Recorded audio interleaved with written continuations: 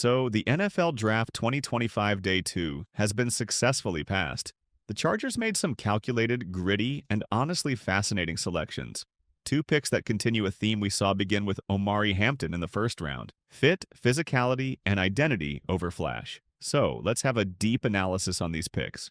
What Chargers want and what they get. What's up, Chargers fans? Welcome to the NFL Playbook Chargers. If you're new here, don't forget to hit that subscribe button. This channel is all about breaking down everything you need to know about the Bolts. Now, before we dive into Day 2 picks, I want to revisit the Omarion Hampton pick because that decision is the anchor point for everything else. That's the pick that raised eyebrows, drew fire, and maybe, just maybe, forced a lot of people to take a second look after they slept on it. I was one of them. Let's be honest, taking a running back at 22 in today's NFL is always going to be controversial. It's not a premium position, it's not where value lives. But Harbaugh and Hortiz made it clear, this pick wasn't about analytics, Twitter arguments, or fitting into positional value charts. This was about setting a tone, and the more you look at Omarion Hampton, the more you watch the tape, dig into the advanced numbers, and understand the scheme fit, the more it starts to make perfect sense. Hampton was arguably one of the safest players in the entire draft. He's not just a runner, he's a pass protector. He's a guy who blocks downfield. He's someone who doesn't just tolerate contact, he thrives in it. Go back and watch him in North Carolina's offense. Look at his work between the A-gaps. 110 attempts last season between the guards for over 730 yards. That's 6.7 yards per carry with 25 missed tackles forced just in that space. That's not just production, that's dominance in the phone booth. And that's what this Chargers offense was missing. We've talked for years about giving Justin Herbert a run game. That's why Greg Roman is here. That's why Harbaugh is here. And now, for the first time in a long time, the Chargers have two real backs, Hampton and Harris, and an offensive philosophy to match. Now, was there a trade-down option on the table? Yes.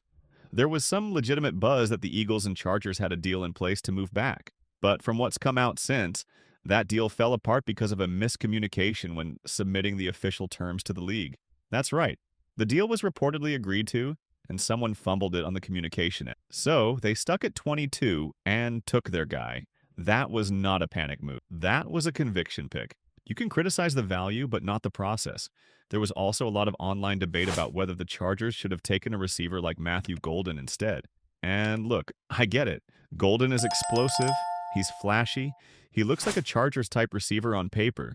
But if you actually look closer, the fit wasn't there. Blocking effort was questionable. Consistency issues popped up.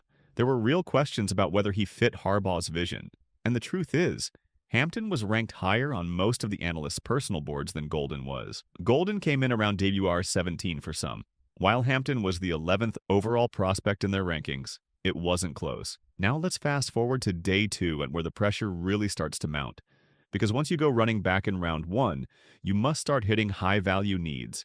Wide receiver, defensive line, offensive line. And the Chargers did just that.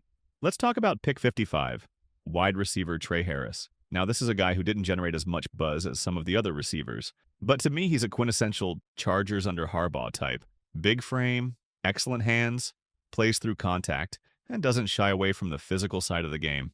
He's not a burner, but he wins contested catches and he carves out space with body control and leverage. And after what we saw from Quentin Johnston last year, having another receiver who doesn't melt on contact is a welcome change. Tre gives this receiver room something it hasn't had since Mike Williams left. A true above-the-rim presence. A physical, dependable, intermediate chain mover who you can trust in 3rd and 7 and red zone situations. The Chargers needed that badly. Now he's back, but he is old. Right now, the receiving core feels like it's finally getting balanced. You've got McConkey with his suddenness and route polish. Johnston stretches vertically when he's not dropping the ball. And now Tre Harris giving you that middle-class physical threat who can box guys out and finish plays in traffic. That's a real NFL room. But let's be clear, this pick wasn't just about fit.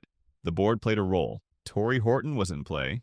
The Chargers liked him. Sources confirm that. But to get Horton at pick 55 would have been a reach, especially when Harris was still there and arguably more pro-ready. Horton has tools, but is a work in progress. Tre Harris is a guy who can get on the field right away and contribute. Now, while some fans were hoping for a speedster or someone flashier, Harris offers the kind of steadiness this offense will rely on. Remember, Harbaugh isn't building a vertical pass-happy offense. He's building a team that wants to throw efficiently, Not frequently. And that means having receivers who can win on second and short or third and medium. Guys who block for the run game, who extend drives. Tre Harris fits. But then came the third pick of the day, and man, this might be my favorite pick yet, Jamaree Caldwell. This guy is a war daddy, a true two-gapping nose tackle who finally gives the Chargers what they've lacked for years, an interior run anchor who doesn't get blown off the ball. It's hard to overstate how important that is for a Harbaugh defense. You can't play aggressive, gap-shooting linebacker football without someone up front eating double teams and plugging lanes. That's what Caldwell does. He's not going to rack up sacks. He's not going to give you Aaron Donald production. That's not his role. But what he does do is let the rest of your defense breathe. You don't have to commit a safety to the box every time. You don't need your linebackers taking on centers. You don't have to blitz to stop the run. You just let Caldwell sit in that A-gap and cause problems. And by the way, this pick tells you exactly where the coaching staff's head is. This isn't Brandon Staley anymore. This is big boy football. We are done with the 250-pound hybrid defensive lineman getting washed out by interior O-lines. The Chargers are building a front that's going to move people. It also shows how much they believe in Junior Colson. Drafting a true nose tackle like Caldwell is like putting a spotlight on your Mike linebacker. It says, we're going to keep you clean. Now go make plays. If Colson becomes what Harbaugh thinks he can be, Caldwell will be a huge part of that. All in all, what I see here is a front office and coaching staff that know exactly what they want. They're not chasing names. They're not reacting to media narratives. They're executing a plan.